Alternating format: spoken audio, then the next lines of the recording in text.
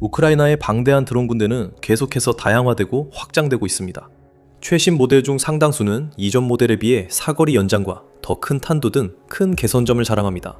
가장 최신 모델 중 하나인 지르카는 훨씬 더 중요한 장점, 즉 자체 도내를 가지고 있습니다. 실제 사람이 조종하거나 통제하지 않아도 자동으로 적의 위협을 찾아내고 추적하며 제거할 수 있는 이 드론은 무인 항공기 UAV 기술의 다음 진화 단계입니다. 진정으로 인간이 아닌 사냥꾼이 오직 한 가지 목표, 가능한 한 많은 러시아 드론을 찾아 파괴하기 위해 우크라이나 상공에 풀려났습니다.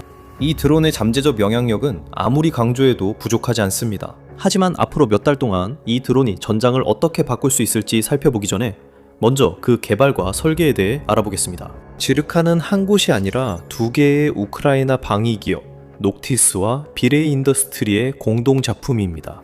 녹티스는 무인 시스템 자동화와 지능형 대드론 솔루션과 같은 요격 기술을 전문으로 하는 방위 기술 회사입니다. 이 회사는 완전히 새로운 하드웨어를 처음부터 설계하고 개발하는 데 집중하기보다는 드론을 더 똑똑하고 치명적인 사냥꾼으로 만들면서 인간 운용자의 부담을 줄여주는 표적 추적 및 요격 알고리즘과 같은 자동화 시스템 개발에 주력하는 경향이 있습니다. 비레이 인더스트리스는 한때 키이우에서 소규모 전시 스타트업으로 시작했지만 이후 우크라이나의 선도적인 첨단 무인 항공 시스템, 전자부품, 군사 소프트웨어 제조업체 중 하나로 성장했습니다. 이 회사는 비레이 15 카미카제 드론과 비레이 옵토 15 광섬유 무인 항공기 같은 무인 항공기뿐만 아니라 마라프로 드론 장착 중계 시스템과 비레이 19 지상국 같은 드론 액세서리도 생산합니다. 드론 부품의 80% 이상이 우크라이나 국내에서 생산되고 있습니다. 신형 지르카 드론의 개발 작업은 주로 녹티스에서 수행했으며 비레이는 투자 지원과 생산 전문성을 제공하여 최고의 제품을 만들 수 있도록 도왔습니다. 그들은 단순한 드론을 만드는 것이 아니었습니다. 이 드론은 매우 특별한 목적을 가지고 있었죠. 바로 최고의 샤이드 킬러가 되어야 했습니다. 샤이드 드론은 이란에서 처음 개발되었으며 2022년 우크라이나 전쟁 초기 단계에 러시아에 처음으로 공급되었습니다. 러시아군은 이후 이 드론을 개조하고 대량 생산하기 시작했으며 새로운 이름인 게룬드2로 부르기 시작했습니다. 하지만 전 세계 대부분은 여전히 이 드론을 샤이드라고 부릅니다. 전쟁이 진행되는 동안 이 드론들은 우크라이나의 수많은 도시와 마을을 대상으로 한 공격에서 군사 및 민간 인프라 모두를 겨냥하며 막대한 피해를 입혔습니다. 이러한 공격이 최대한 많은 피해를 입히도록 러시아 공장들은 매달 수천 대의 드론을 생산하고 있습니다. 지휘관들은 대규모 드론대를 국경 넘어 우크라이나로 투입하라고 명령합니다. 그리고 크렘린의 기술자들은 지속적으로 드론의 성능을 향상시키는 방법을 찾아왔습니다. 예를 들어 원래 샤이드 드론은 최대 50kg, 110파운드 탄두만을 탑재할 수 있었습니다. 러시아 기술자들은 이 드론을 더 파괴적으로 만드는 방법을 찾았으며 최신 버전은 90kg 탄두를 종종 장착합니다. 러시아 팀들은 또한 제트 엔진을 장착한 샤이드 변형 모델도 개발했으며 이 드론들은 시속 500에서 600km, 즉 시속 300에서 370마일에 달하는 놀라운 속도에 도달할 수 있습니다. 하지만 대다수의 드론은 더 단순하고 저렴한 프로펠러를 이용해 추진력을 얻으며 최고 속도는 약 시속 185km, 즉 115마일 정도입니다. 이 드론들은 주로 낮은 고도로 비행하며 대량으로 우크라이나 방공망을 포화, 압도하는 데 사용됩니다. 예를 들어 한 번의 공격에 660대 이상의 드론이 사용되는 것도 드문 일이 아니며 우크라이나 언론 보도에 따르면 전쟁이 시작된 이후 러시아가 발사한 드론은 거의 6만 대에 달한다고 합니다. 다행히도 전쟁이 진행되면서 우크라이나군은 이 치명적인 위협에 대처할 방법을 찾아냈습니다. 우크라이나는 오늘날 지구상에서 가장 복잡하고 효과적인 방공망 중 하나를 개발했으며 여기에는 인공지능이 탑재된 터렛부터 이동식 화력팀, 전자전 제머, 대공포, 미사일 포대, 심지어 공격 헬리콥터까지 모든 것이 포함되어 있습니다. 외부의 많은 도움도 받았습니다. 서방 동맹국들은 우크라이나에 최고의 방공 시스템을 제공했고 미국의 통신회사인 스타링크가 러시아군이 자사의 위성을 사용하고 있다는 사실을 알게 되자 즉시 그들의 접근을 차단해 러시아군의 작전을 즉각적으로 방해했습니다. 그럼에도 드론대은 계속 몰려오고 있으며 러시아 엔지니어들은 내비게이션 개선, 구조 최적화, 전자전 저항 시스템 통합 등 드론을 더 강력하게 만들 방법을 계속 찾고 있습니다. 이에 대응하여 우크라이나는 이러한 드론을 더 효율적으로 제거하고 그들이 가하는 위협을 무력화할 수 있는 방법을 계속해서 모색하고 있습니다. 그들이 찾아낸 가장 효과적인 방법 중 하나는 요격 드론을 사용하는 것입니다. 이 무인기는 감시 임무나 지상 목표물 타격을 위해 설계된 것이 아니라 공중에서 다른 무인기를 찾아내어 목표에 도달하기 전에 격추시키기 위해 특별히 제작된 드론입니다. 이 방법은 매우 효과적임이 입증되었습니다. 실제로 우크라이나가 와일드온의 스팅2, 스카이폴 P1, 선 옥토퍼스 백과 같은 요격 시스템을 배치하며 요격 드론 전력을 확장하기 시작한 이후로 러시아의 대부분의 항공 전력을 격추하는데 훨씬 더 큰 성공을 거두고 있습니다. 실제로 키이우군이 요격 드론과 기타 수단을 사용해 적 드론의 약 95%를 격추시킨 사례가 여러 번 있었고 그 과정에서 수많은 생명을 구했습니다. 따라서 키이우가 이 기술에 더 많은 투자를 하려는 것은 놀라운 일이 아니며 가장 크고 우수한 드론 기업들 중 몇 곳은 기존 요격 드론을 업그레이드하거나 새로운 요격 드론을 개발하는데 적극적으로 나서고 있습니다. 이렇게 해서 다시 지르카로 돌아오게 됩니다. 지르카는 대드론 방어 분야에서 풍부한 현장 경험을 가진 전문 엔지니어와 프로그래머 팀이 처음부터 설계한 제품입니다. 이 흥미로운 요격기는 2026년 6월 30일 비레이에 의해 공식적으로 발표되었으며 회사는 지르카의 기술 사양과 독특한 기능에 대한 자세한 목록을 공개했습니다. 외관상으로 지르카의 총알 같은 형태는 우크라이나에서 큰 효과를 거둔 다른 요격 드론들, 예를 들어 P1 선과 매우 유사합니다. 제조사는 이 드론이 시속 340km, 즉 시속 211마일을 초과하는 속도에 도달할 수 있으며 6km, 약 3.7마일을 고도에서 작동할 수 있다고 밝혔습니다. 이 드론은 최대 30km, 약 18.6마일의 작전 반경을 자랑하며 한 번에 최대 20분 동안 공중에 머물 수 있습니다. 이는 적 드론을 탐지하고 추적하며 교전하기에 충분한 시간입니다. 그리고 적 목표물과 교전할 때가 되면 바로 그때 지르카가 진정으로 돋보이며 다른 드론들과 차별화됩니다. 대부분의 다른 드론들은 이륙 지점부터 목표물을 발견하고 추적을 시작하는 순간까지 수동으로 조종되어야 합니다. 일부 드론들은 목표물에 접근하는 마지막 비행 단계에서 AI가 조종을 맡을 수 있는 자율 기능을 갖추고 있지만 대부분의 경우 비행 초기 단계에서는 여전히 인간 조종사가 필요합니다. 지르카는 다릅니다. 비레이에 따르면 이 드론은 연속적인 조종자의 입력 없이도 고속으로 움직이는 위협까지 자동으로 탐지, 추적, 무력화할 수 있습니다. 그 점이 큰 차이를 만들며 이 드론이 우크라이나 요격군의 새로운 선두주자로 쉽게 떠오르는 주요 이유입니다.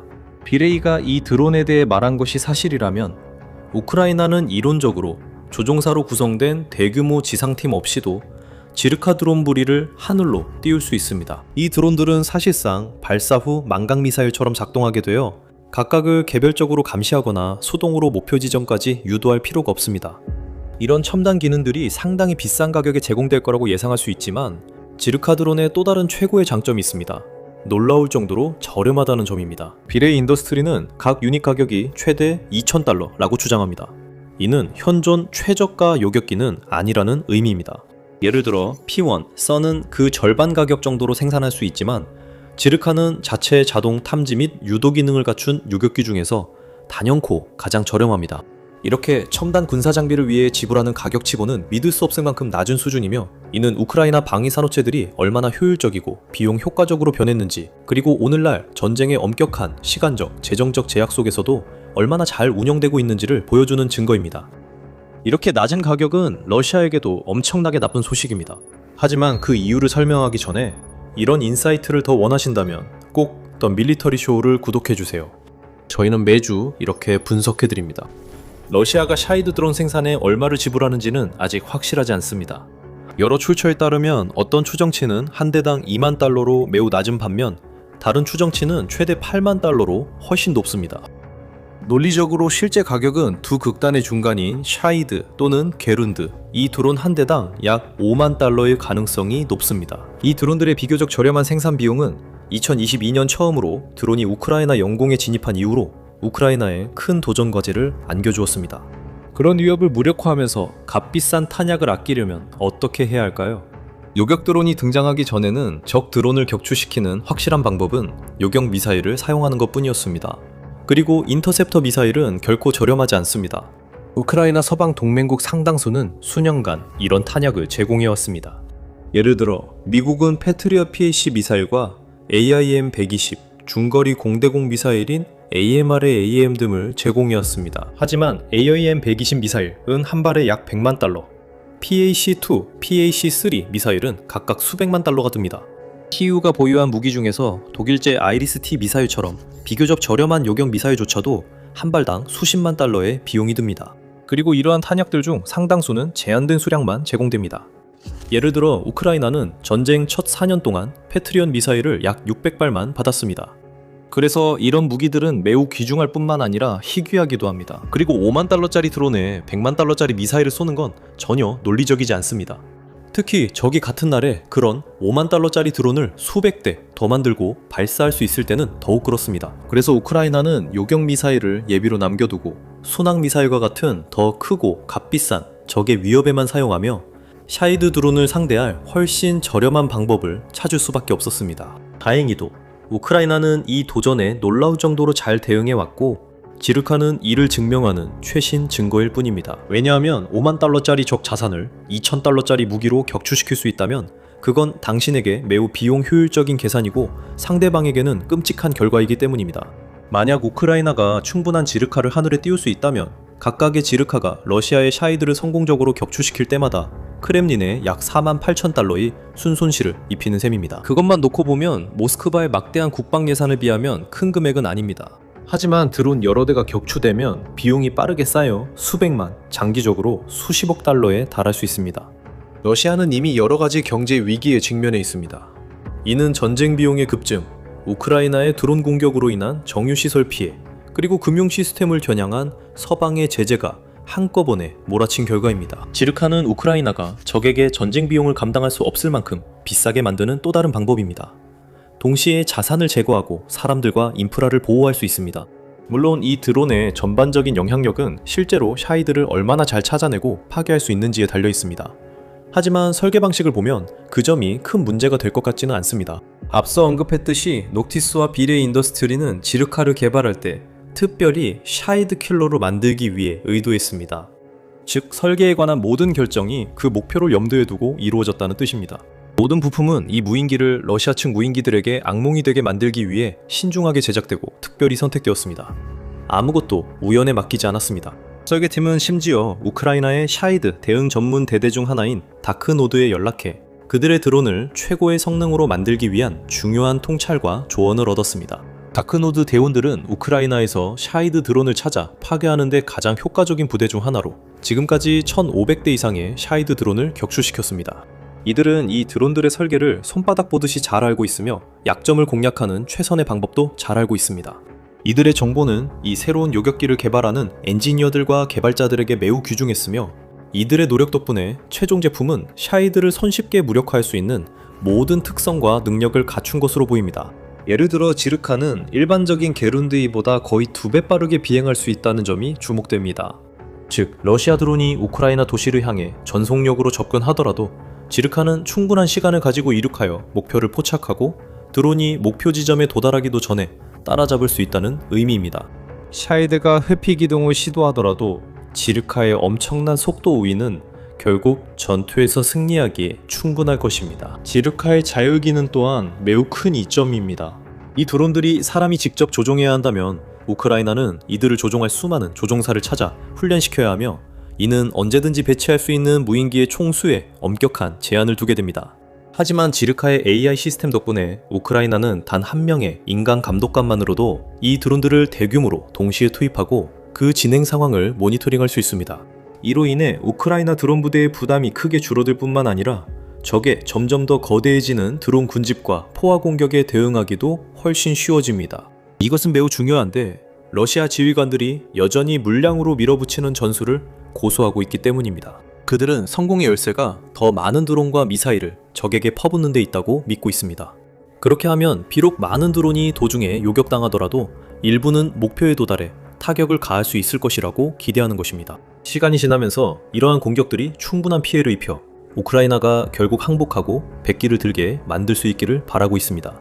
TU는 점점 더 거대해지는 이 드론 무리를 막기 위한 방법을 찾기 위해 고군분투해왔으며 지르카와 다른 요격기들은 이상적인 선택지로 보입니다.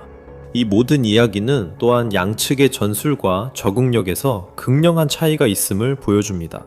한편으로는 전쟁 초기부터 계속해서 같은 드론에 크게 의존해온 러시아가 있습니다.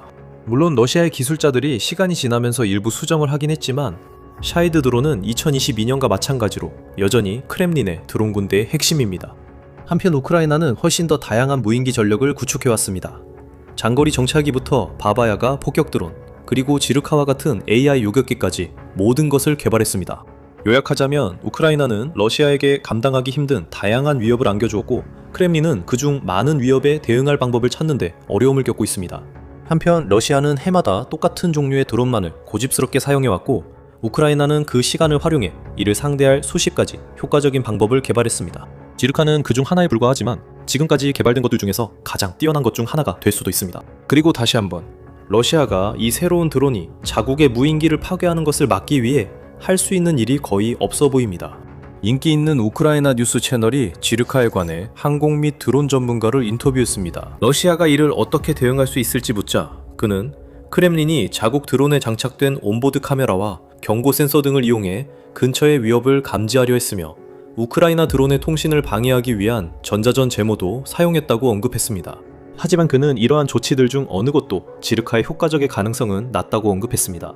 지르카의 속도 덕분에 샤이드 카메라에 포착될 걱정이 거의 없고 자율적인 능력 덕분에 제모의 영향도 받지 않을 가능성이 높다고 합니다. 전문가는 우크라이나 방위 기업들이 기술을 한 단계 끌어올리기 위해 유럽 파트너들과의 협력을 적극적으로 강화하고 있다고 덧붙였습니다.